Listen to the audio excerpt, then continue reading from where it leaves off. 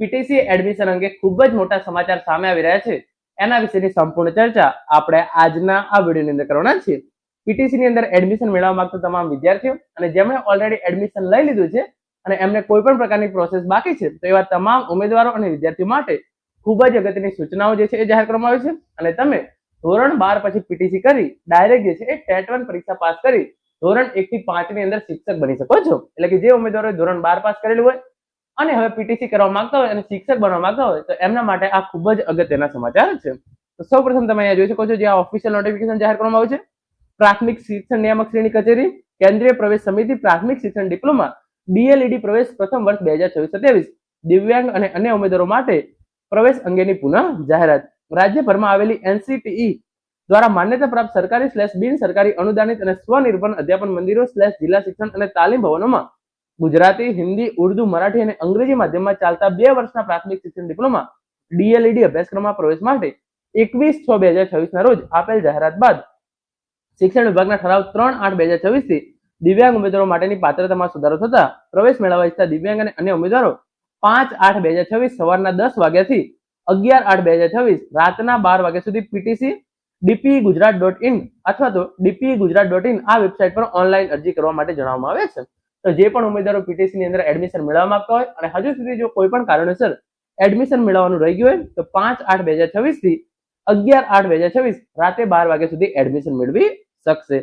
Online પ્રવેશ ફોર્મની hard copy આધાર પુરાવા સાથે ચકાસણી કરાવી સ્વીકાર કેન્દ્ર પર જરૂરી ફી ભરી 5/8/2026 થી 12/8/2026 દરમિયાન તમારે જમા કરાવી દેવાની રહેશે. એટલે કે ઓનલાઈન ફોર્મ ભરાવી સ્વીકાર કેન્દ્ર પર જરૂરી ફી ભરી તમારે જે છે એ ફોર્મ જમા કરાવવાનું રહેશે, પછી જમા કરાવી દેવાની રહેશે.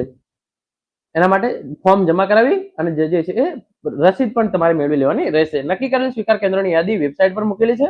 અરજદારે પોતાના નજીકના અથવા તો જે ઈચ્છે તે કેન્દ્ર પર આધાર પુરાવા સાથે ચકાસણી કરી ફોર્મ જમા કરાવવાના રહેશે. કેટલીક સૂચનાઓ તમે અહીંયા જોઈ શકો છો. જે પહેલી સૂચના છે ઉમેદવારો માટે ડીએલઈડી પ્રથમ વર્ષ પ્રવેશ 2026-27 માટે જાહેરાત 21/6/2026 ના રોજ ઓનલાઈન ફોર્મ કન્ફર્મ કરાવનાર ઉમેદવારો પૈકી જેમણે સ્વીકાર કેન્દ્ર ખાતે ચકાસણી કરાવી ફોર્મ જમા કરવાનું બાકી છે તેવા ઉમેદવારો પણ જે છે એ આ સમયગાળાની અંદર ફોર્મ ભરી શકશે. એટલે કે તમે ફોર્મ અગાઉ ભરી દીધું હોય પરંતુ કોઈ પણ પ્રકારના સ્વીકાર કેન્દ્ર પર તમે ફોર્મ જમા ના કરાવેલું હોય તો તમે જે અત્યારે કરાવી શકશો. પ્રથમ વખત જાહેરાત તમે જે ઉમેદવારોને અરજી કરવાની બાકી રહી ગયેલ હોય તેવા ઉક્ત સમયગાળા દરમિયાન ઓનલાઈન ફોર્મ ભરી શકશે અને જિલ્લા સ્વીકાર કેન્દ્ર ખાતે જમા કરાવી શકશે. એટલે કે જે પણ ઉમેદવારોને કોઈ પણ કારણોસર પીટીસી ની અંદર એડમિશન મેળવવું હતું અને ફોર્મ ભરવાનું રહી ગયું હતું તો એવા તમામ ઉમેદવારો જે છે એ ફોર્મ ભરી શકશે. એનસીટીઈ માન્ય સંસ્થાઓ વર્ષ 2026-27 માટે અભ્યાસક્રમ ચલાવવા એનસીટીઈ ની વેબસાઇટ પર 30/6/2026 પછી માન્ય સંસ્થાની યાદીમાં નામ જાહેર / અપડેટ થયેલ હોય તેવી સંસ્થાઓ અરજી પ્રક્રિયાની અંદર ભાગ લેવા ઈચ્છતી હોય તો તેઓ પણ જે છે એ 8/8/2026 સુધી પ્રવેશ પ્રક્રિયાની અંદર જોડાવા માટેની દરખાસ્ત મોકલી આપવામાં આવશે. તમારી યાદી જે છે એ તમને વેબસાઇટ પર મળી રહેશે. અગાઉ જે દિવ્યાંગ અને અન્ય ઉમેદવારો ઓનલાઈન ફોર્મ ભરી જરૂરી ફી જમા કરાવેલ છે તેઓએ ફરીવાર અરજી કરવાની રહેશે નહીં. તો જે ઉમેદવારોને પીટીસી ની અંદર એડમિશન મેળવવું હોય અને કોઈ પણ કારણોસર ફોર્મ ભરવાનું રહી ગયું હોય તો એમના માટે જે છે એ 5/8/2026 થી 11/8/2026 દરમિયાન ફરીથી ફોર્મ ભરવાના શરૂ થયા છે. અને તેના માટે જે છે એ લાયકાત શું જોઈએ, વય મર્યાદા શું હોય એ તમામ આપણે જે છે અગાઉના વિડીયોની અંદર ચર્ચા કરી હતી એ જ પ્રમાણે નિયમો છે. તો એ વિડીયોની લિંક હું તમારા માટે નીચે ડિસ્ક્રિપ્શન બોક્સની અંદર મૂકી દઈશ. તમે એ વિડીયો જોઈ તમામ ઇન્ફોર્મેશન જે છે એ મેળવી લેજો. મિત્રો આ હતો આજનો video. Thank you so much for watching.